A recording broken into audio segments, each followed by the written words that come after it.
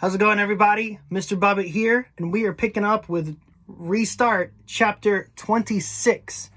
In Chapter 25, Chase finds the metal that he stole from Mr. Soloway. It was tucked underneath a shingle in his roof, and it turns out he remembers everything, that's what he was doing when he fell off the roof. He was hiding the metal he stole, and then he fell off. So Chase finds this, he gets very excited, and he is running. He's going to go straight to Mr. Soloway and give the medal right back. But remember, in the chapter before, Brendan invited Chase, Joel, Shoshana, and Kimberly over to his house. So while Brendan is trying to get everyone over to his house to prove that Chase was innocent, Chase finds this medal and is on his way to give it back. So Chase is like, I'm not going over to Brendan's. I'm going straight to Mr. Soloway. And Brendan is still trying to get Joel, Shoshana, Kimberly, and Chase over to his house. So we pick up with chapter 26 from Joel's perspective. Remember, he was the one that got bullied really badly. Here we go. Chapter 26, Joel Weber. My black eye doesn't hurt anymore, although I look like I lost a game of chicken with an Amtrak train. Appearance-wise, the healing process might be worse than the bruise itself. It's when the swelling starts to go down that the new colors sprout up amid the black and the blue. Purples, greens, yellows. Every time I catch my reflection, there's a whole different palette in the pieces of modern art on my face. I saw a little bit of orange yesterday. I'm the only one in my family who finds the changing colors around my eye socket so intriguing. In a weird way, it's easier on me. If I'm sick of looking at myself, all I have to do is stay away from mirrors. My parents don't have that option. When they see my black eye, in any of its stages of evolution, they're stricken with guilt. Maybe it was the wrong decision to bring you home, my father reflects sadly. Of course it wasn't wrong, I tried to assure them. I hated Milton. But aren't you afraid that my mother lets out a sort of wheezing sob in C sharp? It might start up again? Afraid? Sure I am. When Chase, Aaron, and Bear were all over me last year, it was painful, humiliating, and downright scary. If you can't even ride your bike without a lacrosse stick sailing out of nowhere and sending you flying, life becomes impossible. You know it's not your fault. You know these guys are idiots, and yet you can't help thinking you somehow deserve it. That you might be just a teeny bit less worthy than everybody else.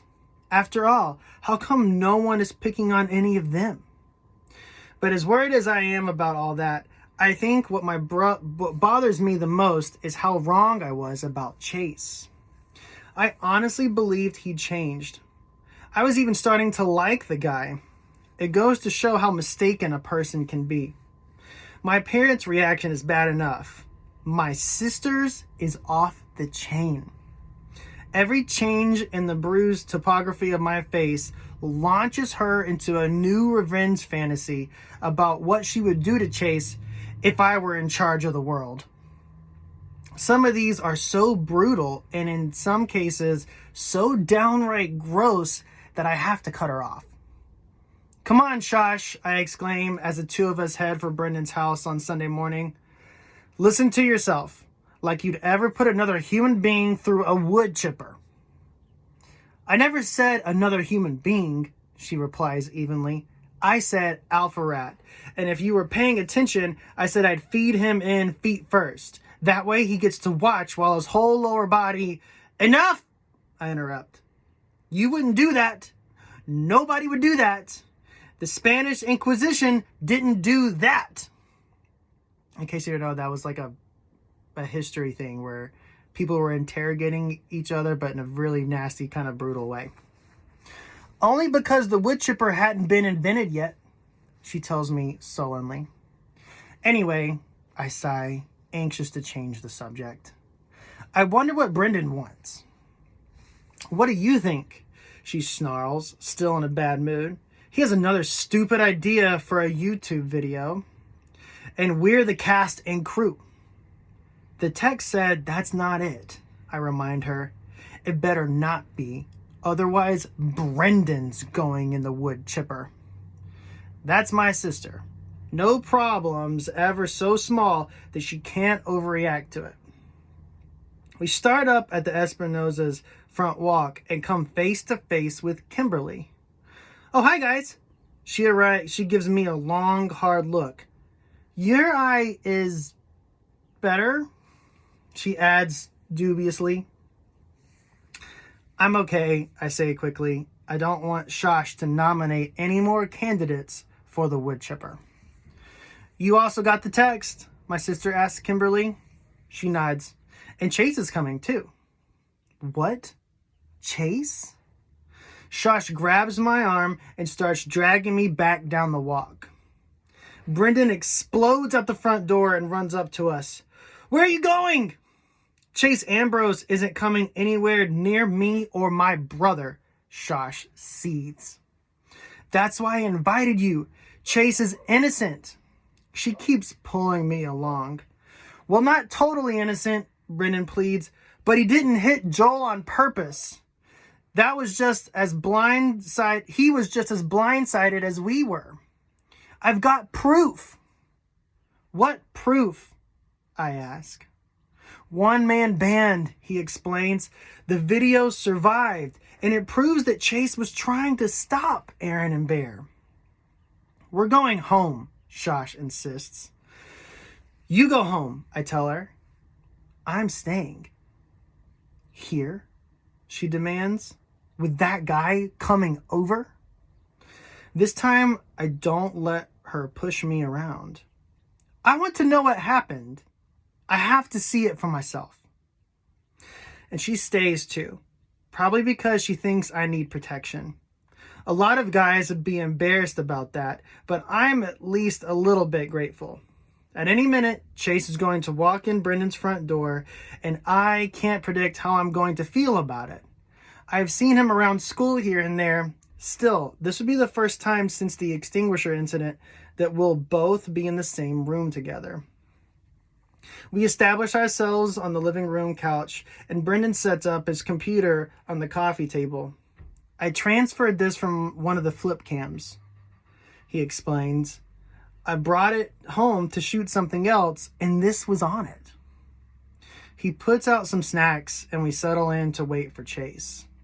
20 minutes go by, then we're up to half an hour. Kimberly is impatient.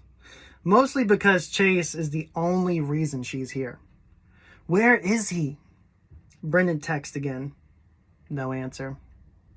Well, what did you expect? Shosh scoffs. He said he was coming, Brendan insists. He cares as much about you as he cares about everybody else except himself. Zero. Face it. He blew you off. My sister stands up. Let's go, Joel. We've already wasted enough of our lives courtesy of Chase Ambrose. I turn to Brendan. Play the video. Chase can see it some other time. We fast forward through most of it, watching musician Brendan popping up all around the risers, playing different instruments for his one-man band. He switches into regular playback mode once the tuba sequence comes up. I feel my stomach muscles tense. As much as I've been bullied, I've never had the opportunity to actually watch it happen before. The impatient expression on Shosh's face is replaced by one of intense concentration. I don't get it, Kimberly puts in. All I see is Brendan. Where's everybody else? You and Joel are there, but you're both out of frame, Brendan explains. Keep watching. We hear Aaron and Bear fling the doors open, even though they're off camera. The first thing we actually see are two jets of white foam that catch Brendan full in the face. He goes down, tuba and all. It would be funny if I didn't know what was coming next, when the streams of foam change direction to some target off screen to the right. I know I'm the one in the line of fire. There's a lot of yelling going on. and I hear my own voice in there with Brendan, Kimberly, and the two attackers. After a few more blasts of foam, Aaron and Bear step into the frame, appearing on the left side of the screen. The next part I remember all too well. Aaron and Bear are tossing instruments all over the place and trashing the band room. I tried to take on Aaron, but he shoves me down into the foam. It's hard to watch, but not as hard as I thought it would be. This is not who I am, I tell myself. It's just something that happened to me. Somehow, seeing it unfold in real time in high definition video, I'm able to expand the fracas in the band room to include every rotten bullying thing that was ever done to me. And here I am, alive, undamaged. Well, except my eye. I've been victimized, but I don't have to let that define me as a victim. I'm back at home, and back to myself. That's when Chase makes his appearance on the computer screen. He seems totally stunned by what he finds, even when Bear thrusts the fire extinguisher into his arms. I sit forward eagerly because that's my fire extinguisher, the one that's about to bash me in the eye. As I watch Chase and Bear struggling over the shiny metal cylinder, I tense, knowing it's coming any second. I'm following the combatants, checking for the high sign, the nod of acknowledgement that shows that the three are in cahoots, and it's time to clobber the kid who got them put on community service. It doesn't come. Chase wins the tug-of-war, and my face just gets in the way. That's all that happens.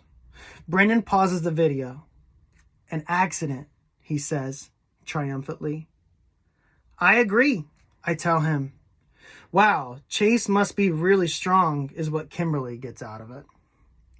Shasha's cheeks are bright red as she digests the truth.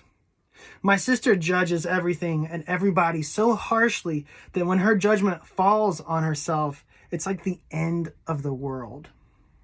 He still lied, she says, tight-lipped. He's not perfect, Brendan agrees, but think of the trouble he would have been facing if he'd gotten blamed for all of that. If it was you and you saw an easy way out, wouldn't you take it? Shosh is stubborn. I wouldn't be in a mess like that because I don't hang around with pond scum. I look at her.